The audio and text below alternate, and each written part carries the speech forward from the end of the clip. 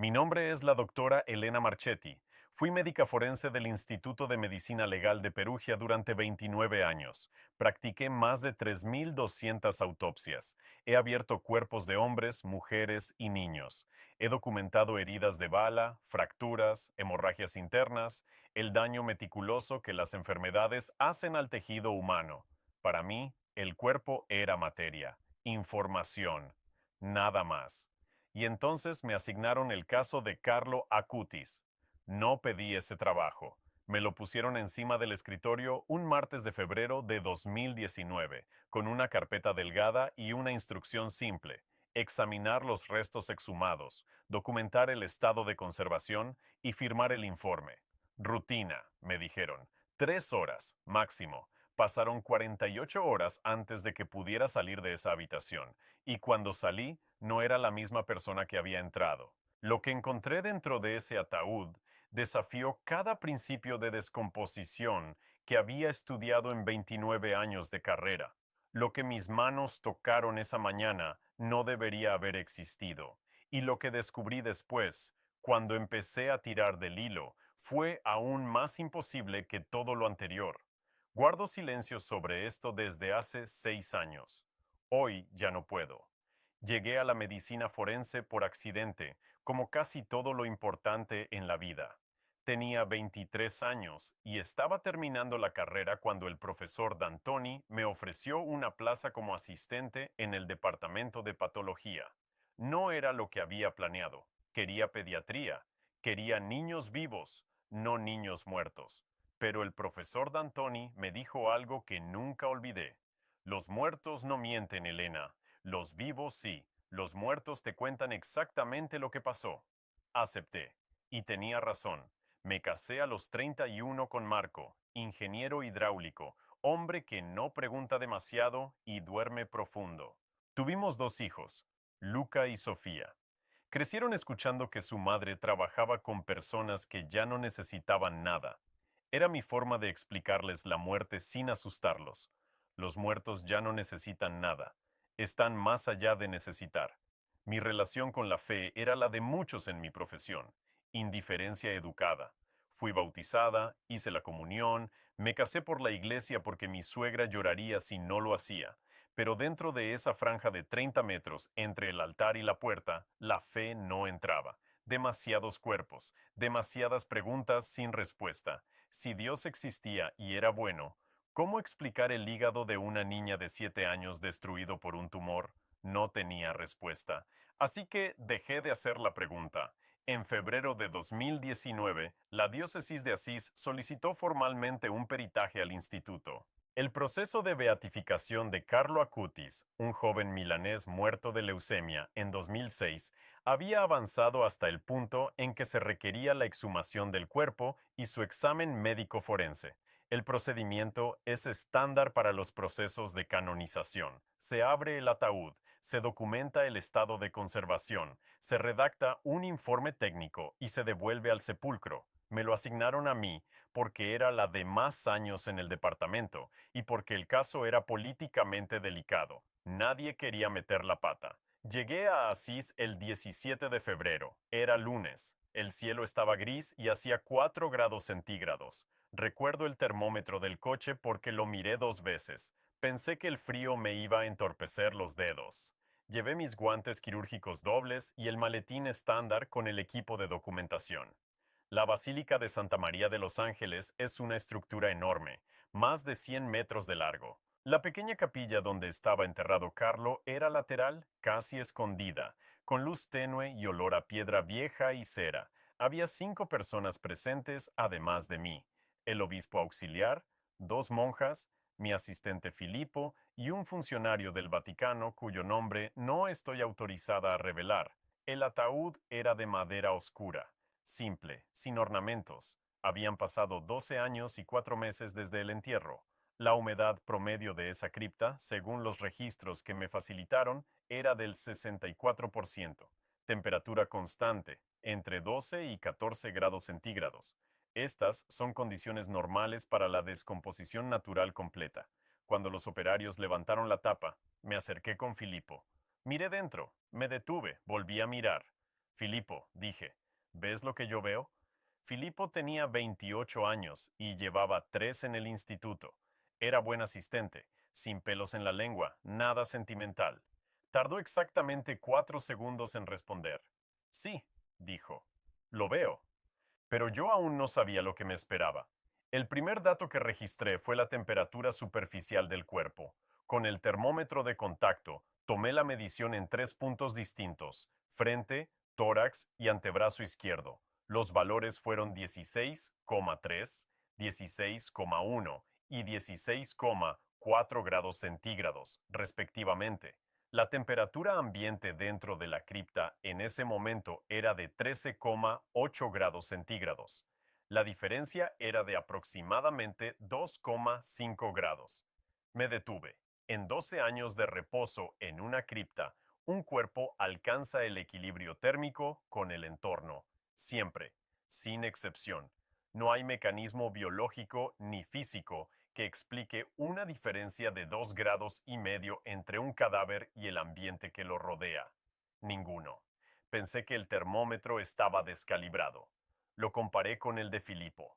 Sus lecturas: 16,2 en la frente, 16,0 en el tórax, idénticas a las mías. Me toqué mi propia frente con el instrumento. 36,1 grados. Calibración correcta. Revisé si había alguna fuente de calor cercana.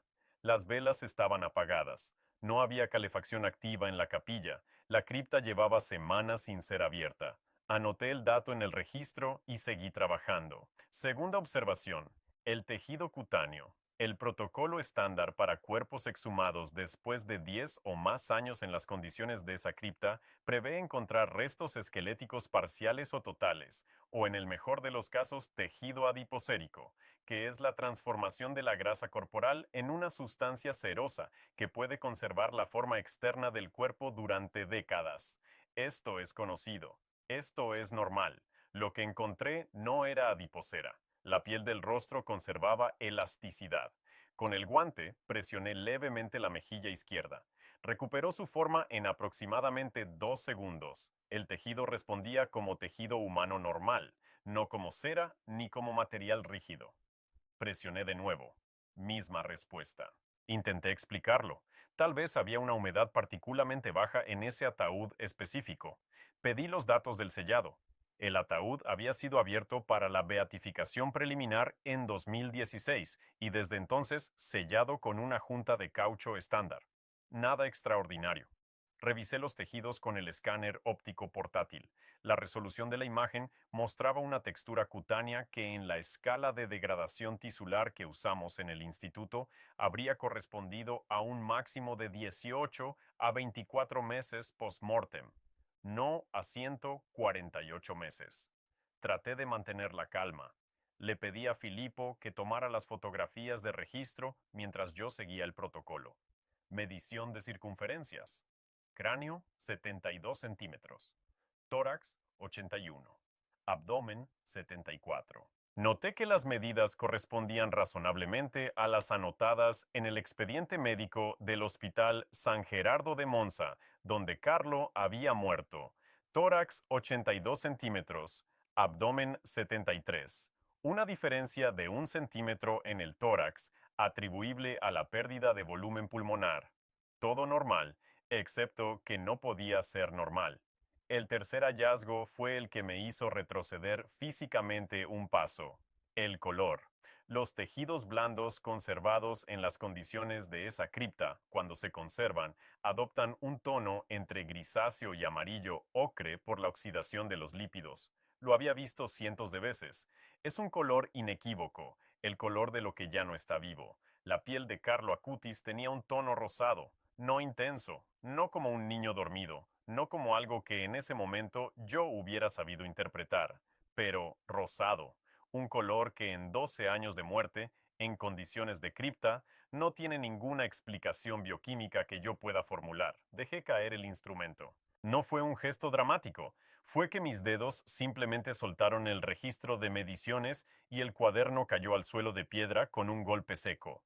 Filipo lo recogió sin decir nada. Cuando me miró, yo ya estaba mirando a otro lado. Las rodillas no me fallaron, pero sentí que el suelo debajo de mí no era tan sólido como había creído. Respiré. Tomé nota mental. Temperatura anómala, 2,5 grados sobre ambiente. Elasticidad tisular incompatible con 12 años de depósito. Coloración rosada sin explicación pigmentaria conocida.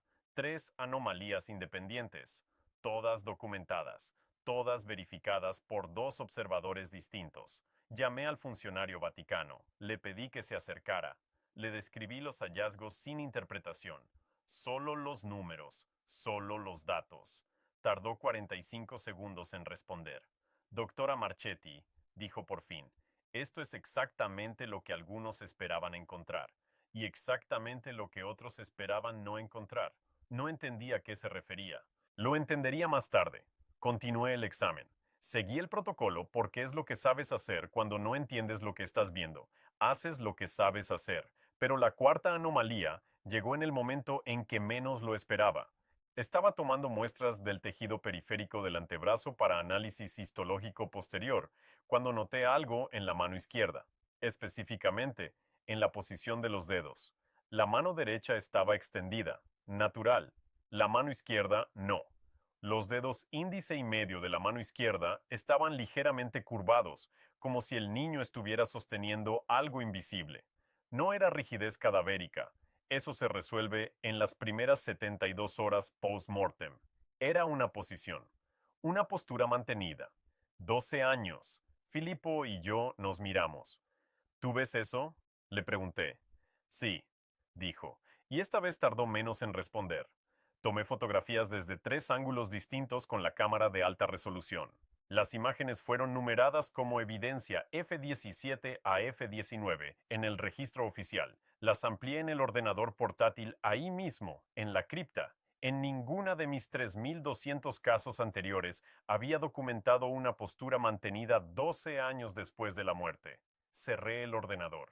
Me senté en el banco de piedra más cercano. Eran las 2 de la tarde con 17 minutos según mi reloj, y entonces decidí que no iba a entregar ese informe hasta entender qué era lo que había visto. Pero lo que descubrí después fue aún más inexplicable. Esa noche no dormí. Me hospedaba en un pequeño hotel a 300 metros de la basílica. Marco me llamó a las 10. Le dije que estaba cansada y que el caso era complicado. Él preguntó si necesitaba algo. Le dije que no. Estuve 3 horas con los datos abiertos en el ordenador, buscando explicaciones. Busqué primero en la literatura forense, casos documentados de conservación anómala en criptas eclesiásticas. Encontré 11 casos publicados entre 1942 y 2014. En todos, el mecanismo de conservación era identificable: temperatura extremadamente baja y constante, composición química específica del suelo, mumificación natural por corrientes de aire seco o adipogénesis masiva. Ninguno presentaba simultáneamente temperatura ligeramente superior al ambiente, coloración rosada y elasticidad tisular. Ninguno. Busqué después en literatura sobre el proceso de canonización. ¿Qué se espera encontrar? ¿Qué criterios aplica la Iglesia para hablar de cuerpo incorrupto? El Vaticano es cuidadoso al respecto. No dice que la incorrupción sea un milagro en sí misma. La considera un signo, no una prueba. La distinción me pareció importante. A la 1 de la madrugada, mandé un correo a la doctora Gemma Risotto, colega mía de la Universidad de Bolonia, especialista en bioquímica del tejido adiposo y con 34 años de experiencia en procesos de conservación cadavérica. Le mandé los datos sin el nombre del sujeto, solo los números: temperatura, elasticidad, coloración, tiempo transcurrido, condiciones del depósito. Respondió a las 6:43 de la mañana. Elena, esto no es posible con los parámetros que me das. Si los datos son correctos, no hay mecanismo conocido que lo explique. ¿Tienes acceso a una muestra de tejido para análisis? Necesitaría ver la estructura histológica para intentar algo. Le respondí que tenía muestras del antebrazo previstas para análisis. Acordamos que las procesaría ella en Bolonia. Volví a la basílica a las 9 de la mañana del martes. El funcionario vaticano me esperaba. Me comunicó que el examen del día anterior había sido fotografiado y filmado íntegramente, según el protocolo. Y entonces me dijo algo que me detuvo en seco. Doctora Marchetti, hay una restricción formal sobre la documentación fotográfica de cierta área del cuerpo. Pregunté qué área. la región del hombro izquierdo y el cuello lateral. Por indicación de la Comisión Médica Vaticana, esas imágenes no pueden salir del proceso reservado. Miré mi carpeta de fotografías del día anterior. Las imágenes F22 a F26, las del hombro y cuello izquierdos. Las había tomado sin darles mayor importancia en ese momento. Las revisé ahora en el ordenador con más cuidado. En el hombro izquierdo de Carlo Acutis, a aproximadamente 4 centímetros por debajo de la clavícula, había una marca en la piel. No era una cicatriz quirúrgica. No tenía la lineatura recta ni los bordes limpios de una incisión. No era una lesión de descomposición. No tenía el aspecto irregular de una marca traumática post-mortem. Era una marca de contorno cerrado, aproximadamente oval, de unos 3 centímetros en el eje mayor y 2 en el eje menor. El tejido en esa área tenía una coloración ligeramente más oscura que el resto de la piel, no como una quemadura ni como una equimosis, sino como si la estructura dérmica en ese punto específico tuviera una densidad diferente. Amplifié la imagen al máximo. 800% de zoom. El contorno de la marca no era aleatorio, tenía una geometría, no perfecta, no mecánica, pero tampoco caótica. Era algo que yo no podía categorizar en ninguna de mis clasificaciones de marcas cutáneas. Fui a buscar al funcionario vaticano. ¿Qué es esto? Le pregunté, mostrándole la imagen amplificada. Me miró durante un momento. Es la razón por la que esas imágenes están restringidas. Le pregunté si podía decirme algo más. Lo que puedo decirle, respondió, es que esa marca no estaba en el cuerpo cuando fue enterrado. Tenemos documentación fotográfica del día del entierro, el 14 de octubre de 2006. Esa región del hombro estaba limpia. Tardé en procesar lo que acababa de decir. La marca no estaba en el día del entierro, había aparecido en los 12 años posteriores, en un cuerpo que no debería tener ningún proceso activo en el tejido, en un niño muerto. ¿Hay más personas que han visto esto? Pregunté. 5 médicos antes que usted, 2 de la Universidad Católica de Roma, uno de Ginebra, uno de Madrid, uno de Buenos Aires. Los 5 presentaron informes. Los 5 llegaron a la misma conclusión. ¿Qué conclusión? Que no tienen explicación. Volví al banco de piedra de la capilla. Me senté. En el silencio de esa sala, con la luz fría entrando por las ventanas altas, sentí algo que en 29 años de trabajo con la muerte nunca había sentido. No era miedo, era algo más pequeño y más profundo que el miedo. Era la certeza de que el mundo que yo había creído entender era más grande de lo que cabía en mis instrumentos, y entonces descubrí quién era realmente Carlo Acutis. Le pedí al funcionario vaticano que me facilitara el expediente completo de Carlo Acutis, no solo el médico, el biográfico. Lo que leí esa tarde en la habitación del hotel fue algo para lo que no estaba preparada. Carlo Acutis había nacido en Londres el 3 de mayo de 1991.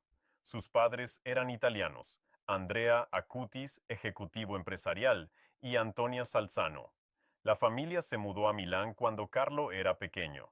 Creció en un barrio normal, fue a escuelas normales, tuvo un gato siamés llamado Chico al que dedicaba parte de su tiempo libre con la misma seriedad que a cualquier otra cosa, pero desde los 7 años había decidido ir a misa todos los días, no porque sus padres se lo pidieran, ellos no eran practicantes activos. Carlo fue quien llevó a sus padres de vuelta a la iglesia, no al revés. A los 11 años empezó un proyecto personal que ningún adulto le había sugerido, documentar milagros eucarísticos, casos históricos donde la hostia consagrada había mostrado propiedades físicas inexplicables.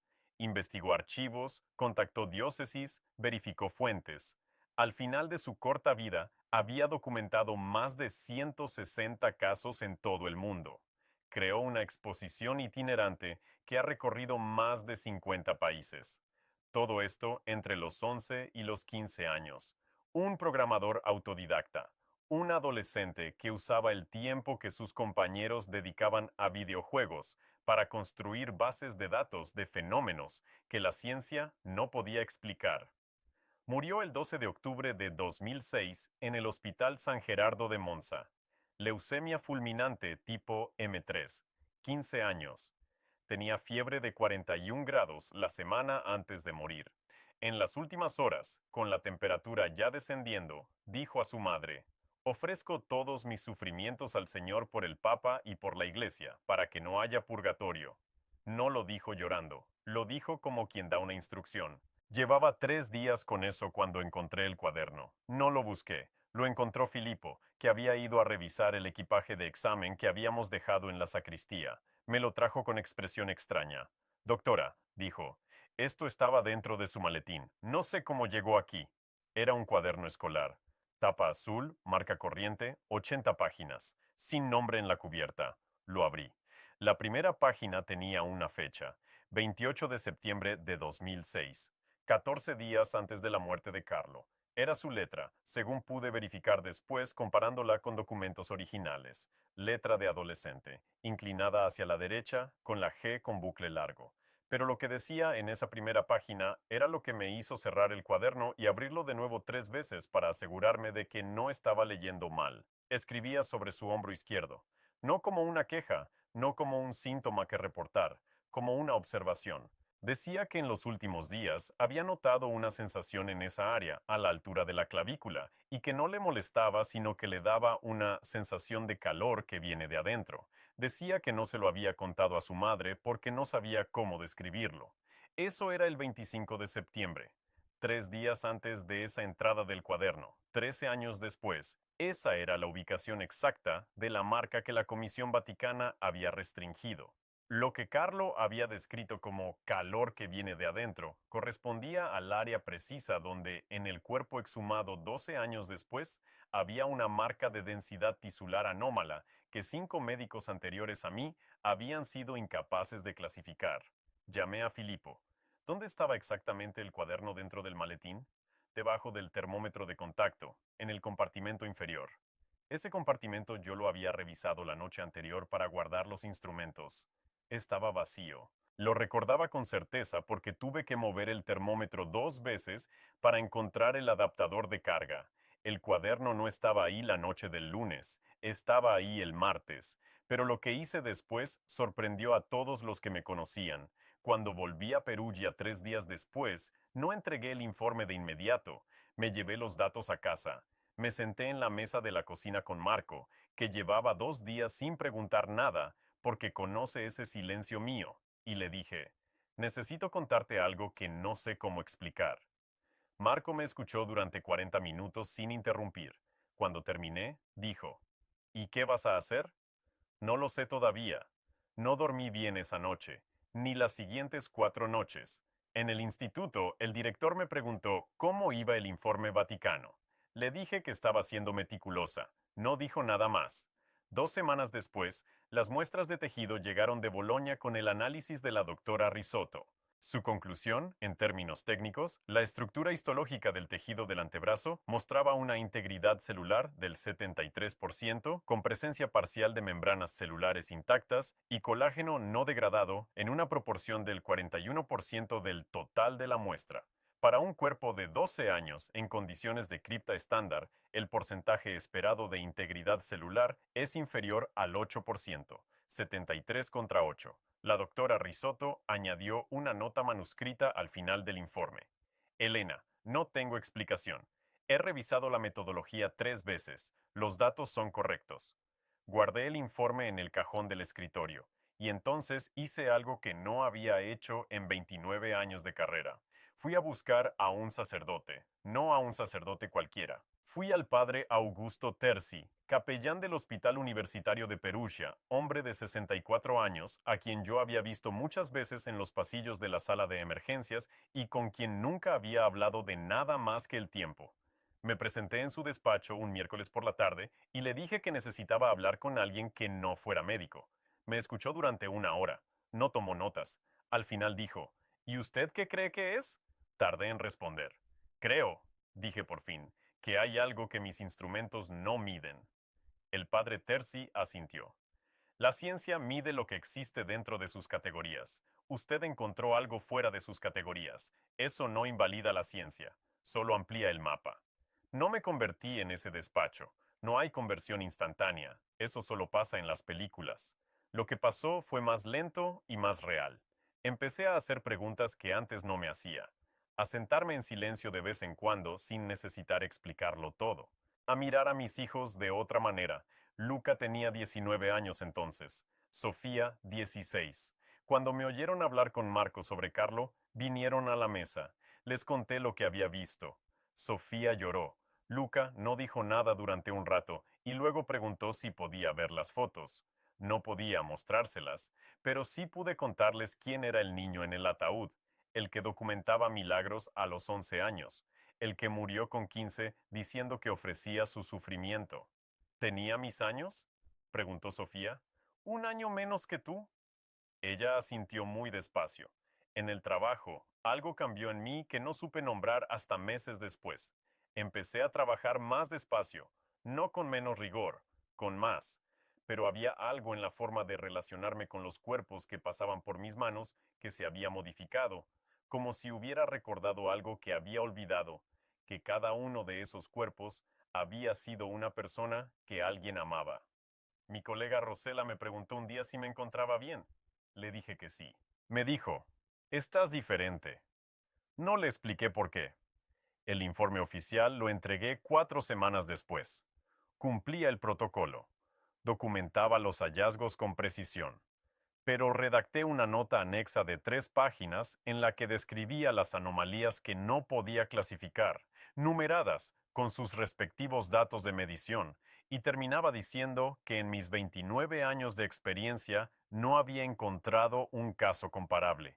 No era mi función interpretarlas, era mi obligación documentarlas. El funcionario vaticano me llamó al día siguiente de recibirlo. Doctora Marchetti, su nota anexa ha sido leída por el responsable de la comisión médica. Me ha pedido que le transmita que es el informe más honesto que han recibido en los últimos 6 años de proceso. Le pregunté si eso era bueno o malo. Se quedó un momento en silencio. Para el proceso, dijo, es muy bueno. El 10 de octubre de 2020, el Papa Francisco beatificó a Carlo Acutis en Asís. Vi la ceremonia por televisión. Cuando pusieron la imagen del niño en la pantalla grande de la plaza, me levanté del sofá sin saber por qué y me quedé de pie durante toda la parte de la lectura del decreto. Marco no dijo nada, solo me puso la mano en la espalda. El 7 de septiembre de 2025, el Papa León XIV lo canonizó en Roma durante el jubileo. Estaba allí. Había pedido acreditación como experta médica del proceso y me la concedieron.